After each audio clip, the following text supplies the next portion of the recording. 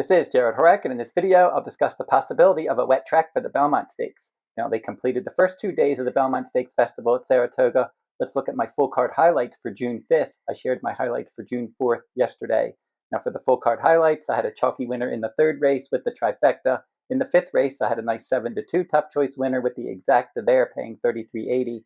In the sixth race, this was my price play, Table Flirt. She was a decent price, but the favorite, Velvet Vortex, defeated her. And I did have the exacta and the trifecta as well. And also had the doubles in races 5 and 6 and 6 and 7. And then the pick 3, races 5 through 7, paid $148.50. In the eighth race, my best bet, Willie D's, got the job done there. Had the double with races 7 and 8, and then the pick 3, races 6 through 8, and then the doubles in races 8 and 9, and then the pick 3 in races 7 through 9, paid $152.50.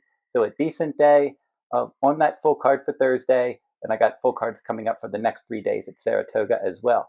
Now we're going to look at the main track profile for June 4th and 5th at Saratoga. Now on the main track for June 5th, the track was fast, and 5.5 furlongs. They had a couple races at that distance, front-running winners. Now the first front runner was from post 3, the second betting choice. The second front-running winner from post 3 was the betting favorite.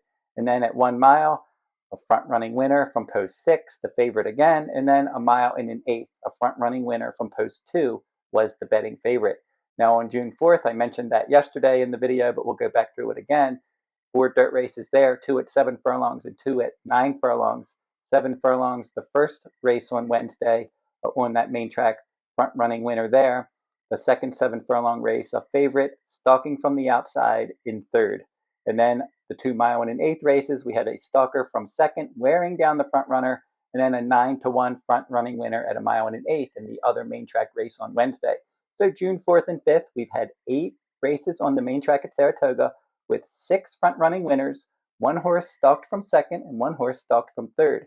So the main track at Saratoga typically rewards horses with early pressing speed, and based on the way that the track historically plays, how it played Belmont Week for the 2024 Belmont Week, and then how it's playing this year, you definitely need to be forwardly placed to compete for the win on the main track at Saratoga.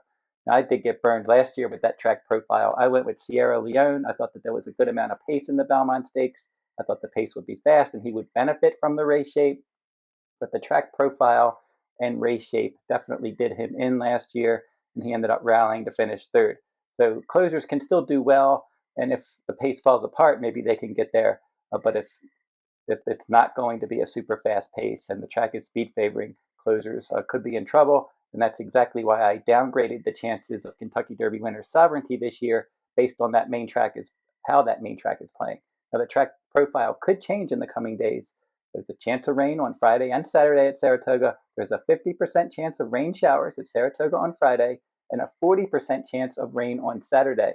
Now, the Belmont Day rain is mostly in the morning, according to the latest forecast. We'll have to see if that holds up and how the track exactly looks for this weekend.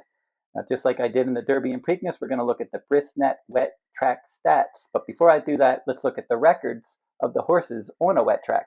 Now, Sovereignty, Journalism, and Baeza, they finished first, second, and third on a sloppy track in the Kentucky Derby. So we know they can handle a wet track. And they all seem to handle it fine. And they're definitely the horses to beat in the Belmont Stakes. Sovereignty obviously handled the track best of all at Churchill Downs on the first Saturday in May. And he looked good training for this Belmont Stakes. Some of his works and his gallops, there was some moisture in the ground, and he was just gliding over the track. So we know he likes a wet track. Now, Uncaged, he's 2 for 2 in the mud. He won his debut at Saratoga in the mud, so we know he handles a wet track at Saratoga. So remember that no 2 wet tracks are alike. Some horses handle one wet surface, and then they spin their wheels on another. So it's a good sign for Uncaged that he did handle the mud at Saratoga. Now, Hill Road, Rodriguez, Crudo, and Heart of Honor have not competed on a wet track. Now we'll look at the wet track sire stats. Crudo has the best wet track sire at 19%, and that's Justify. Sovereignty has the second best wet track sire, Into Mischief, at 18% wins. Then we have Journalism and Uncaged. They are both out of Curlin at 17% for the wet track sire there. Now we'll look at the wet track dam sire stats. Journalism has the best wet track dam sire. That's Uncle Mo at 18% wins. And then we have Sovereignty. He's a Bernardini dam sire at 17%. And then also at 17%, we have Rodriguez. Cherokee Run is his dam sire. And then finally, the Brisnet wet track ratings. The higher the number, the better. And for this one, Sovereignty and Journalism, they have the best wet track ratings for Brisnet. They're tied with the same number. And then we have Uncaged and Crudo behind them, just a point behind them. So overall, Sovereignty and Journalism have that good wet track breeding. And for those two, they both handled the wet track in the Kentucky Derby. And with Sovereignty winning the Kentucky Derby, Journalism winning the Preakness, this sets up that rematch. And then you have Baeza as well. Now, Baeza doesn't have a great wet track pedigree. His sire just 12%, and the dam sire 12% as well. And his overall wet track rating is not as high as some of the other contenders. But he proved that he could handle a wet track in the Kentucky Derby, so that doesn't seem to be an issue for Baeza either.